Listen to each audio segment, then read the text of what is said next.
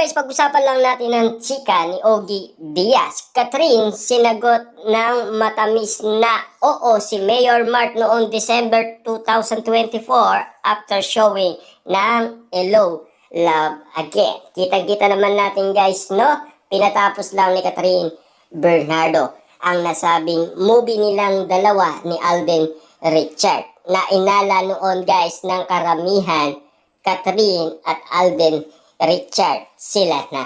Pero nagkakamali pala ang mga mata natin guys dahil hindi natin nakikita na meron pa palang lalaki na napupusuan si Catherine Bernardo. Yun ay walang iba kundi si Mayor Mart ng Lucena. At sinagot na daw ni Catherine Bernardo si Mayor Mart ayon kay Ogie Diaz. Pero kino-confirm pa ito sa kanyang solid source tulad guys ng pagkasabi noon ni Sian Gasa dahil meron din siyang solid source na ganun din ang pagkasabi. Kino-confirm pala.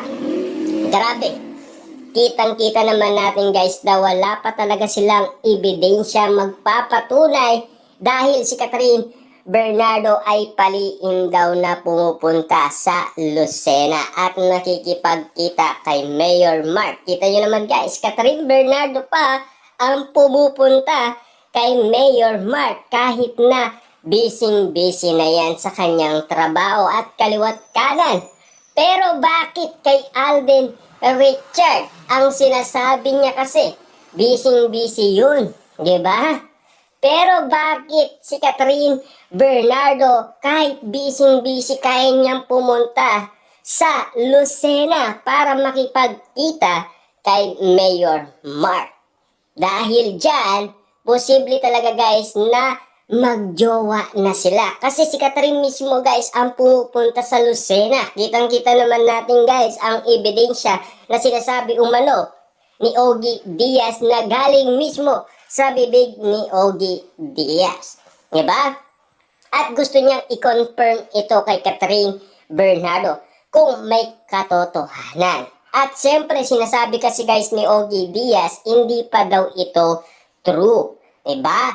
Kasi kailangan ma-confirm muna ni Ogie Diaz ang kanyang sinasabi. Diba? Kailangan talaga guys malupitan balita sabihin ni Ogie Diaz sa atin. Kasi titirain siya ng mga Katden fans at mga Katniel fans. Kaya nga naman pala guys si Alden Richard noong siya ay unang umawit sa All Out Sunday, ang kinanta niya parang patama umano kay Catherine Bernardo dahil hindi siya ang pinili ni Catherine Bernardo. Kawawang Alden Richard. Mas pinili ni Catherine Bernardo si Mayor Mart. Kahit anong gawin pala guys ni Alden Richard, lahat ng pinapakita niya kay Catherine Bernardo, walang epekto kay Catherine Bernardo.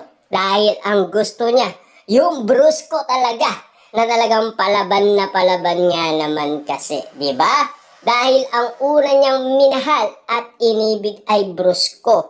Yun kasi guys ang inahanap ni Catherine Bernardo. At lalo-lalo na guys, basketball player pa si Mayor Mart ng Lucena. Kaya nga naman guys, no? Lahat ng pinakita ni Alden Richard ay borado sa mga mata ni Catherine Bernardo. Pero mahal niya naman daw si Alden Richard. At lalong-lalo na guys, sinasabi pa ni Ogie Diaz na type daw ni Catherine Bernardo si Daniel Padilla. Pero pwede ba yung tatlo? Wow, grabe nga naman guys, no? Si Catherine Bernardo magmahal. Tatlong lalaki. Pero isa lang talaga guys ang nakapasa. At isa lang talaga ang waging-wagi sa puso ni Catherine Bernardo. Siya yung nakapana umano sa puso ni Catherine Bernardo. Lahat ng mga nakita natin guys, galawan ng Katden, parang laro-laro lang. Parang promotion lang naman kasi. Nakisabayan lang si Catherine Bernardo kay Alden Richard ayon kay Christy Permin sa kanyang balita sa atin. Pero hindi niya talaga guys mahal si Alden Richard at hindi niya daw talaga type si Alden Richard ayon kay Catherine Bernardo. Pero napamahal daw si Alden Richard kay Catherine Bernardo. Pero wala talagang effect ang mga moves ni Alden Richard. Dahil ang inaasaan natin guys na walang ebidensya at walang proof na lumalabas si Mayor Mart at Catherine Bernardo. Kaya naman pala guys wala. Dahil si Catherine Bernardo mismo ang pupunta sa Lucena. Grabe yan guys, no? Catherine Bernardo kahit busy-busy andang puntahan ang kanyang minamahal na si Mayor Mart ng Lucena. Kitang-kita naman natin kasi guys ang malupitang balita ni Ogie Diaz sa atin na hindi pa naman confirm. Sana i-confirm ito guys ni Ogie Diaz kung ayaw niyang mabatikos siya ng Katden fans at mga Katnian fans. Dahil pati ang mga netizens at mga sawsawerang kapitbahay, ganun din ang ganti kay Ogie Diaz kapag hindi niya i-confirm ang ganitong balita. Tulad na lang guys ng nangyari umano kay Sian Gasa. Malupitan nga naman kasi guys, batikos ang nangyari sa kanya dahil hindi niya pa ma-confirm ang kanyang sinasabi na si Daniel Padilla at Catherine Bernardo ay nagkabalikan daw. Ano kaya guys ang ginagawa ni Sian Gasa? Bakit hindi niya ilabas ang kanyang ebidensya at resibo para maniwala ang mga tao sa kanya? Kita nyo naman guys, no?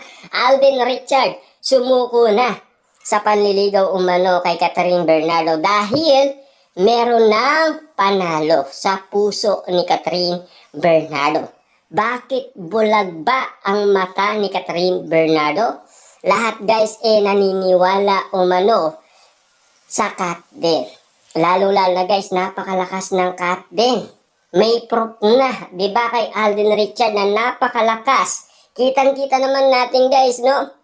Luzon, Visayas at Mindanao at pati sa ibang bansa. Big star na nga naman sila. Pero si Catherine Bernardo mas gusto niya talaga ang Brusco, di ba?